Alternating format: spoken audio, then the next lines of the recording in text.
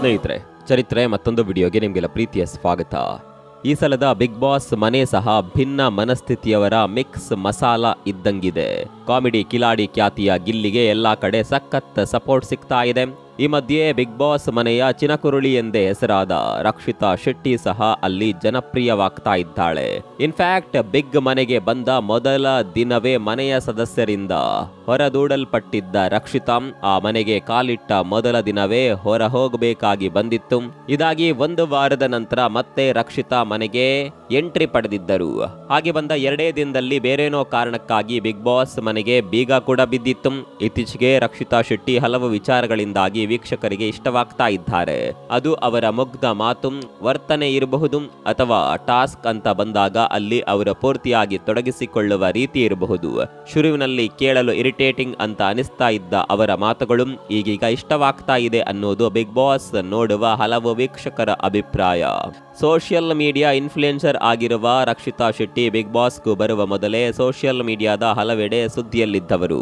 ಕೆಲವು ವರ್ಷಗಳ ಕೆಳಗೆ ಯಾವುದೋ ಆಟೋದಲ್ಲಿ ಕುಳಿತು ನಾನು ಕನ್ನಡ ಮಾತನಾಡಲ್ಲ, ತುಳು ಮಾತನಾಡ್ತೀನಿ, ನೀವು ಸಹ ತುಳು ಭಾಷೆ ಕಲಿತು ಮಾತನಾಡಿ, ನಾನ್ಯಾಕೆ ನಿಮ್ಮ ಕನ್ನಡ ಕಲಿಬೇಕು ಎನ್ನುವಂತಹ ಮಾತುಗಳನ್ನು ಆಡಿದ್ರೂ ಕೂಡ, ಅದು ವಿವಾದವನ್ನ ಎಬ್ಬಿಸಿದ್ರೂ ಕೂಡ ನಂತರ ಕೆಲವು ದಿನಗಳಲ್ಲಿ ಅವರು ಕನ್ನಡವನ್ನ ಕಲಿತು ಮಾತನಾಡೋದಕ್ಕೆ ಶುರು ಮಾಡಿದ್ರು.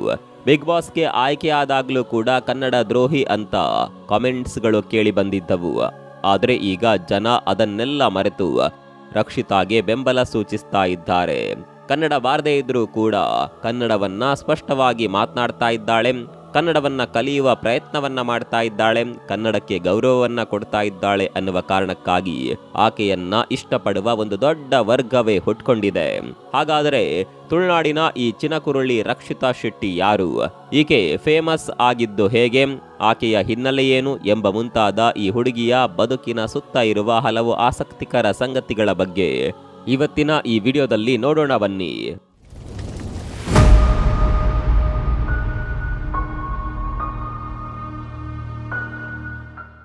ಬಿಗ್ ಬಾಸ್ ಅಲ್ಲಿ ಆಕೆಯ ಕಿರುಪರಿಚಯ ಅನೇಕರಿಗೆ ಆಗಿದೆ. ಬಲೆ ಬಲೆ ಗಾಯ್ಸ್ ಎನ್ನುತ್ತಾ ತನ್ನ ಪ್ರತಿ ವಿಡಿಯೋ ಶುರು ಮಾಡುವ ರಕ್ಷಿತಾ ತಮ್ಮ ಮಾತಿನ ಕಚಗುಳಿಯಿಂದ ತಮ್ಮದೇ ಆದ ಸಿಗ್ನೇಚರ್ ಶೈಲಿ ರೂಪಿಸಿಕೊಂಡವರು. ಯೂಟ್ಯೂಬ್ ಹಾಗೂ ಇನ್ಸ್ಟಾಗ್ರಾಮ್ಗಳಲ್ಲಿ ಕಾಂಟೆಂಟ್ ಕ್ರಿಯೇಟರ್ ಆಗಿ ಜನಪ್ರಿಯರಾಗಿರುವ ರಕ್ಷಿತಾ ಶೆಟ್ಟಿ ಮೂಲತಃ ಮಂಗಳೂರಿನ ಪಡುಬಿದ್ರಿಯವರು. ಇದು ಕರ್ನಾಟಕದ ಕರಾವಳಿ ಭಾಗ. ಮಂಗಳೂರು ಹಾಗೂ ಉಡುಪಿಯ ನಡುಮಧ್ಯೆ ಪಡುಬಿದ್ರಿ ಬರುತ್ತದೆ.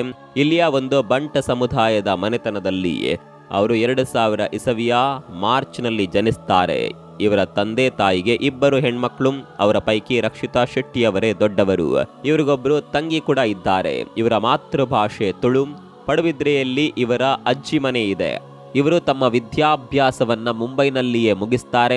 ಬಾಂಬೆಯಲ್ಲಿದ್ದರೂ ಸಹ ರಜೆಯ ಸಮಯದಲ್ಲಿ ರಕ್ಷಿತಾ ಮಂಗಳೂರಿನ ತನ್ನ ಅಜ್ಜಿ ಮನೆಗೆ ಬಂದು ಅಲ್ಲಿ ತನ್ನ ಹೆಚ್ಚಿನ ಸಮಯವನ್ನ ಕಳೆಯುತ್ತಿದ್ರು. ಅಜ್ಜಿ ಮನೆ, ಮಂಗಳೂರಿನ ಪರಿಸರ ಹಾಗೂ ತುಳು ಭಾಷಿಕ ಜನರ ಜೊತೆ ಅವರ ಒಡನಾಟ ಹಾಗೂ ಎಮೋಷನ್ ಕಾಲ ಕಳೆದಂತೆ ವೃದ್ಧಿಯಾಯಿತು. ಮಂಗಳೂರಿನ ತುಳುನಾಡ ಸಂಸ್ಕೃತಿ, ಇಲ್ಲಿಯ ನಿಸರ್ಗ ಪರಿಸರ, ಹಸಿರು ಕಾಡು, ಅಜ್ಜಿಯ ಮನೆಯ ಕೈದೋಟ, ಗಿಡ ಮರ, ಇಲ್ಲಿಯ ಸೀ ಫುಡ್, ಇದೆಲ್ಲ ರಕ್ಷಿತಾ ಅವರ ಬಾಲ್ಯದ ಫೇವರೇಟ್ ಸಂಗತಿಗಳು. ರಜೆಗೆಂದು ಇಲ್ಲಿಗೆ ಬರ್ತಾ ಇದ್ದ ರಕ್ಷಿತಾ ರಜೆ ಮುಗಿದಾಗ ವಾಪಸ್ ಬಾಂಬೆಗೆ ಹೋಗಲು ಹಠ ಮಾಡ್ತಾ ಇದ್ರಂತೆ. ಬಡ ಕುಟುಂಬದಲ್ಲೇ ಜನಿಸಿದ ರಕ್ಷಿತಾ ತನ್ನ ಕಾಲೇಜ್, ಶಾಲೆಯ ವ್ಯಾಸಂಗ ಎಲ್ಲವೂ ಕೂಡ ಬಾಂಬೆಯಲ್ಲೇ ನೆರವೇರಿಸಿದವರು. ವಿದ್ಯಾರ್ಥಿ ದಿನಗಳಲ್ಲಿ ಓದಿಗಿಂತ ಕ್ರೀಡೆ ಹಾಗೂ ಡ್ಯಾನ್ಸ್ ತರಹದ ಸಾಂಸ್ಕೃತಿಕ ಚಟುವಟಿಕೆಗಳಲ್ಲಿ ಅವರಿಗೆ ಆಸಕ್ತಿ ಇತ್ತು.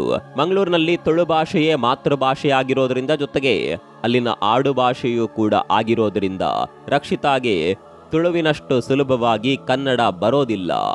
ಇನ್ಫ್ಯಾಕ್ಟ್ ಸೋಷಿಯಲ್ ಮೀಡಿಯಾಗೆ ಬರುವ ಮೊದಲು ಅವರಿಗೆ ಕನ್ನಡವೇ ಗೊತ್ತಿರಲಿಲ್ಲ. ಸೋಷಿಯಲ್ ಮೀಡಿಯಾದ ಸಹವಾಸ ಹಾಗೂ ಅವರ ಕಾಲ್ ಸೆಂಟರ್ ಉದ್ಯೋಗದ ಕೆಲ ಅನುಭವಗಳೇ ಅವರಿಗೆ ಕನ್ನಡ ಕಲಿಯಲು ಉತ್ತೇಜಿಸಿದ್ದು. BA, BMMC ಪದವಿ ಪೂರೈಸಿದ ರಕ್ಷಿತಾ ಅವರಿಗೆ ತಮ್ಮ ಕರಿಯರ್ ಬಗ್ಗೆ ಅಥವಾ ತಮ್ಮಲ್ಲಿರಬಹುದಾದ ಇತರೆ ಅಭಿರುಚಿಗಳ ಬಗ್ಗೆ ಹೆಚ್ಚು ಯಾವುದೇ ಯೋಚನೆ ಅಥವಾ ಪ್ಲಾನ್ ಇರಲಿಲ್ಲ. ಆರ್ಟ್ ಹಾಗೂ ಮಾಸ್ ಮೀಡಿಯಾ ಕಮ್ಯುನಿಕೇಷನ್ಸ್ನಲ್ಲಿ ತಮ್ಮ ಪದವಿ ಪಡೆದ ಅವರು ಒಂದು ಕಾಲ್ ಸೆಂಟರ್ನಲ್ಲಿ ಕಸ್ಟಮರ್ ಸರ್ವಿಸ್ನ ಟೆಲಿ ಎಕ್ಸಿಕ್ಯೂಟಿವ್ ಆಗಿ ಕೆಲಸಕ್ಕೆ ಸೇರಿಕೊಳ್ತಾರೆ. ಅಲ್ಲಿ ಅವರಿಗೆ ತಿಂಗಳಿಗೆ 18 ರಿಂದ 19 ಸಾವಿರ ಸಂಬಳ ಸಿಗ್ತಾ ಇತ್ತು. ಈ ಕೆಲಸಕ್ಕೆ ಸೇರುವಾಗ ತನಗೆ ಕನ್ನಡ ಗೊತ್ತಿದೆ ಎಂದು ಹೇಳಿ ಕೆಲಸಕ್ಕೆ ಸೇರಿದ್ರಂತೆ. ಆದರೆ ವಾಸ್ತವವಾಗಿ ಅವರಿಗೆ ಆಗ ಕನ್ನಡವೇ ಬರ್ತಿರ್ಲಿಲ್ವಂತೆ. ಗ್ರಾಹಕರ ಜೊತೆ ಫೋನ್ನಲ್ಲಿ ಮಾತನಾಡುವಾಗ ಕನ್ನಡ ಗ್ರಾಹಕರ ಜೊತೆ ಮಾತಾಡಿ ಅವರಿಗೆ ಕನ್ನಡ ಮಾತನಾಡುವಷ್ಟರ ಮಟ್ಟಿಗೆ ಗೊತ್ತಾಯಿತಂತೆ. ಈಗ ಕನ್ನಡದಲ್ಲೇ ಪಟಪಟ ಮಾತನಾಡುವ ರಕ್ಷಿತಾ ಶೆಟ್ಟಿಗೆ ಆಗಾಗ ಕನ್ನಡದ ಕೆಲ ಪದಗಳು ಉಚ್ಚರಿಸಲು ಸ್ವಲ್ಪ ಕಷ್ಟವಾಗುತ್ತೆ. ಆಕೆಗೆ ಕನ್ನಡದ ಹಲವು ಪದಗಳನ್ನ ಸರಿಯಾಗಿ ವ್ಯಾಕರಣಬದ್ಧವಾಗಿ ಉಚ್ಚರಿಸಿ ಹೇಳೋದು ಇಂದಿಗೂ ಸಹ ಕಷ್ಟಾನೇ. ಬಿಗ್ ಬಾಸ್ ಮನೆಗೆ ಬಂದ ಮೊದಲ ದಿನ ಅವಳ ವಿಚಿತ್ರ ಕನ್ನಡ ಕೇಳಿ ಸುದೀಪ್ ಅವರೇ ದಂಗಾಗಿದ್ರು. ಮಾತನಾಡುವಾಗ ತೊದಲಿದರೂ ಎಡವಿದ್ರೂ ಸಹ ತನಗೆ ಗೊತ್ತಿಲ್ಲದೆ ಇರುವ ಕನ್ನಡ ಪದಗಳನ್ನ ಕನ್ನಡದಲ್ಲಿಯೇ ಹೇಳಲು ಆಕೆ ಪಡುವ ಆ ಒದ್ದಾಟ ಹಾಗೂ ಪ್ರಯತ್ನ ಇಷ್ಟವಾಗುತ್ತದೆ. ಕನ್ನಡ ಬಾರದೇ ಇದ್ರೂ ಕನ್ನಡಿಗರಿಗಾಗಿ ಕನ್ನಡದಲ್ಲೇ ಮಾತನಾಡಲು ಇಚ್ಛಿಸುವ ರಕ್ಷಿತಾಳ ಕನ್ನಡ ಪ್ರೀತಿಯನ್ನ ಎಷ್ಟೋ ಜನ ಕನ್ನಡ ಮೂಲದ ನಟಿಯರು ನೋಡಿ ಕಲಿಬೇಕು ಅನ್ಸುತ್ತೆ. ರಕ್ಷಿತಾ ಒಬ್ಳು ತಿಂಡಿ ಪ್ರಿಯೆ, ಅದರಲ್ಲೂ ಮಂಗಳೂರಿನ ಸಾಂಪ್ರದಾಯಿಕ ಖಾದ್ಯಗಳು ಆಕೆಯ ಫೇವರೇಟ್. ಸೋಷಿಯಲ್ ಮೀಡಿಯಾದಲ್ಲಿ ಆಕೆಗೆ ಇವತ್ತು ಎಲ್ಲಾ ಕಡೆಯಿಂದಲೂ ಲಕ್ಷಾಂತರ ಸಂಖ್ಯೆಯಲ್ಲಿ ಅಭಿಮಾನಿಗಳಿದ್ದಾರೆ. ಆಕೆಯ ಒಂದು ಯೂಟ್ಯೂಬ್ ವಿಡಿಯೋಗೆ ಲಕ್ಷಾಂತರ ಜನರ ವೀಕ್ಷಣೆ ಸಿಗುತ್ತೆ. ಬಿಗ್ ಬಾಸ್ಗೆ ಬಂದ ನಂತರವಂತೂ ಅವರ ಅನುಯಾಯಿಗಳ ಹಾಗೂ ಬೆಂಬಲಿಗರ ಸಂಖ್ಯೆ ಇನ್ನಷ್ಟು ಜಾಸ್ತಿಯೇ ಆಗಿದೆ. ಆರಂಭದಲ್ಲಿ ರಕ್ಷಿತಾಗೆ ಯಾವ ತರಹದ ಕಾಂಟೆಂಟ್ ಕೊಡಬೇಕು ಎನ್ನುವ ಯಾವುದೇ ಐಡಿಯಾ ಇರಲಿಲ್ಲ. ಸೋಷಿಯಲ್ ಮೀಡಿಯಾ ಆಕೆಯನ್ನ ಖ್ಯಾತಿಯ ಮುನ್ನೆಲೆಗೆ ತಂದು ನಿಲ್ಲಿಸಿತು. ರಕ್ಷಿತಾಗೆ ಮಂಗಳೂರಿನ ನೆರೆಹೊರೆ, ಅಜ್ಜಿ ಮನೆ, ತೋಟ, ಅದರ ಸಂಸ್ಕೃತಿ, ಭಾಷೆ, ಆಚರಣೆ, ಆಹಾರ ಇವುಗಳ ಮೇಲೆ ಇದ್ದ ಆಸಕ್ತಿಯೇ ವ್ಲಾಗ್ ಮಾಡಲು ಪ್ರೇರೇಪಿಸಿದ್ದು.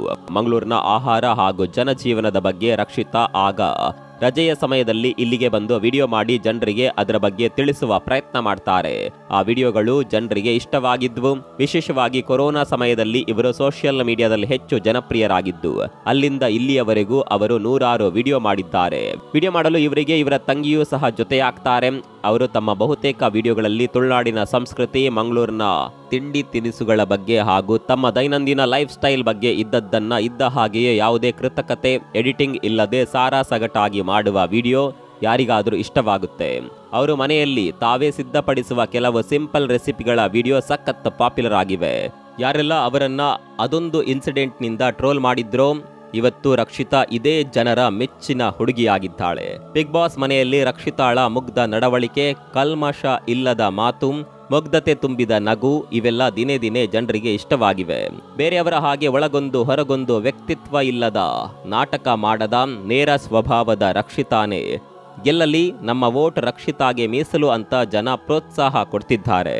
ಬಿಗ್ ಬಾಸ್ ಕಾರ್ಯಕ್ರಮದಲ್ಲಿ ರಕ್ಷಿತಾ ಸೋಲಬಹುದು ಅಥವಾ ಗೆಲ್ಲಬಹುದು, ಅದು ಸೆಕೆಂಡರಿ. ಆದರೆ ಬಿಗ್ ಬಾಸ್ನಲ್ಲಿ ರಕ್ಷಿತಾ ಲಕ್ಷಾಂತರ ಸಂಖ್ಯೆಯ ಕನ್ನಡಿಗರ ನಿಚ್ಚಳವಾದ ಪ್ರೀತಿಯನ್ನ ಸಂಪಾದಿಸುವಲ್ಲಿ ಗೆದ್ದಿದ್ದಾರೆ. ಸೋಷಿಯಲ್ ಮೀಡಿಯಾದಲ್ಲಿ ಸಿಕ್ಕ ಖ್ಯಾತಿ, ಹಣ, ಹೆಸರು ಆಕೆಗೆ ಹೊಸದೇನು ಅಲ್ಲ. ಬಿಗ್ ಬಾಸ್ ರಕ್ಷಿತಾಗೆ ಒಂದು ವರ್ಚಸ್ಸು ಕೊಟ್ಟಿದೆ. ಕನ್ನಡಿಗರ ನಡುವೆ ಆಕೆ ಗುರುತಿಸಿಕೊಳ್ಳುವಂತೆ ಮಾಡಿದೆ. ಎಲ್ಲದಕ್ಕಿಂತ ಹೆಚ್ಚಾಗಿ ಕನ್ನಡಿಗರ ಪ್ರೀತಿ ವಿಶ್ವಾಸದ ಅಮೂಲ್ಯ ಉಡುಗೊರೆ ಆಕೆಗೆ ಈ ಶೋ ಮೂಲಕ ಸಿಕ್ಕಿದೆ. ಒಂದಷ್ಟು ಜನರಿಗೆ ಆಕೆಯ ಮೇಲಿದ್ದ ಯಾವುದೋ ಪೂರ್ವಾಗ್ರಹ ಪೀಡಿತ ಮನಸ್ಥಿತಿ ಅಥವಾ ವೈರುಧ್ಯ ಈಗೀಗ ಬದಲಾಗಿರಬಹುದು. ಭಾಷಾ ವಿಚಾರದಲ್ಲಿ ಅವಳ ಮೇಲಿದ್ದ ಅಭಿಪ್ರಾಯ ಸಹ ಬದಲಾಗಿರಬಹುದು. 25 ವರ್ಷ ವಯಸ್ಸಿನ ರಕ್ಷಿತಾ ಇತರರ ಹಾಗೆ ಮೈಮಾಟ ತೋರಿಸಿ ಪ್ರಸಿದ್ಧಿ ಪಡೆದ ಹುಡುಗಿಯಲ್ಲ. ಬದಲಿಗೆ ಒಂದು ಸಮುದಾಯದ, ಒಂದು ಭಾಷೆಯ ಮತ್ತು ಈ ನಾಡಿನ ನೆಲದ ರೀತಿ ರಿವಾಜುಗಳನ್ನ ತನ್ನ ವಿಡಿಯೋ ಮೂಲಕ ತನಗೆ ತಿಳಿದಂತೆ ತನ್ನದೇ ಆದ ಶೈಲಿಯಲ್ಲಿ ನಾಡಿನ ಜನರಿಗೆ ಪರಿಚಯಿಸಿಕೊಟ್ಟ ಹುಡುಗಿ. ಯಾವ ವಿಷಯವಾಗಿಯೂ ಗರ್ವಿಸದ ಈ ನಿರಂಕಾರಿ ಹುಡುಗಿ 25ರ ವಯಸ್ಸಿಗೆ ಬದುಕನ್ನ ಆಳವಾಗಿ ನೋಡಿದವಳು. ಅವಳ ಕಷ್ಟ, ನಷ್ಟ, ಒತ್ತಡಗಳಿಂದ ಪಳಗಿ ಬಂದವಳು. ಮಾತನಾಡುವಾಗ ಕೆಲವು ಪದಗಳನ್ನ ವ್ಯಾಕರಣಬದ್ಧವಾಗಿ ಉಚ್ಚರಿಸಲು ಅವಳು ಎಡವಿದ್ರು ಅವಳ ಮಾತಲ್ಲಿ ಆ ಒಂದು ಮೆಚುರಿಟಿ ವ್ಯಕ್ತವಾಗುತ್ತಿದೆ. ಬದುಕಿನ ಹಲವು ನೋವುಗಳಿಂದ ಆಕೆ ಕಲಿತ ಮರೆಯಲಾಗದ ಪಾಠ ಅದರಲ್ಲಿ ರಿಫ್ಲೆಕ್ಟ್ ಆಗುತ್ತೆ. ರಕ್ಷಿತಾ ಶೆಟ್ಟಿ ಇವತ್ತು ಸೋಷಿಯಲ್ ಮೀಡಿಯಾದ ಸೆಲೆಬ್ರಿಟಿಗಳಲ್ಲೊಬ್ರು. ಈ ಹುಡುಗಿಯಲ್ಲಿ ಮೆಚುರಿಟಿ ಇಲ್ಲ, ಇವಳಿಗೆ ಲೋಕಜ್ಞಾನ ಇಲ್ಲ, ಅವಳಿಗೆ ತಾನೇನು ಮಾಡ್ತಾ ಇದ್ದೀನಿ ಅನ್ನುವ ಸೆನ್ಸ್ ಇರಲ್ಲ ಎಂಬ ಮುಂತಾದ ಆರೋಪಗಳು ಹಾಗೂ ತಪ್ಪು ತಿಳುವಳಿಕೆಗಳು ರಕ್ಷಿತಾ ಬಗ್ಗೆ ಅನೇಕರಿಗೆ ಇರಬಹುದು.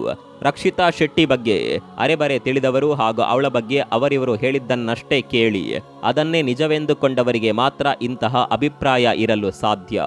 ಆದರೆ ವಾಸ್ತವವಾಗಿ ರಕ್ಷಿತಾ ತುಂಬಾ ಜವಾಬ್ದಾರಿ ಇರುವಂತಹ ಯುವತಿ. ಸೋಷಿಯಲ್ ಮೀಡಿಯಾದ ಖ್ಯಾತಿ ಅವಳ ಹೆಗಲಿಗೆ ಹಲವು ಜವಾಬ್ದಾರಿಗಳನ್ನ ತೂಗು ಹಾಕಿದೆ. ತನ್ನ ಮನೆಯ ಪ್ರತಿಯೊಂದನ್ನ ಸಹ ತಾನೇ ಸ್ವತಃ ನಿಭಾಯಿಸುವ ರಕ್ಷಿತಾ ಬಾಂಬೆಯಲ್ಲಿ ಒಂದು ಫ್ಲಾಟ್ ಅನ್ನ ತೆಗೆದುಕೊಂಡಿದ್ದಾಳೆ ಹಾಗೂ ಮಂಗಳೂರಿನಲ್ಲೂ ಕೂಡ ಹಲವು ವರ್ಷಗಳ ಕಾಲ ನೆನೆಗುದಿಗೆ ಬಿದ್ದಿದ್ದ ಮನೆಯನ್ನ ಈಕೆಯೇ ಸರಿಪಡಿಸಿದ್ದಾಳೆ.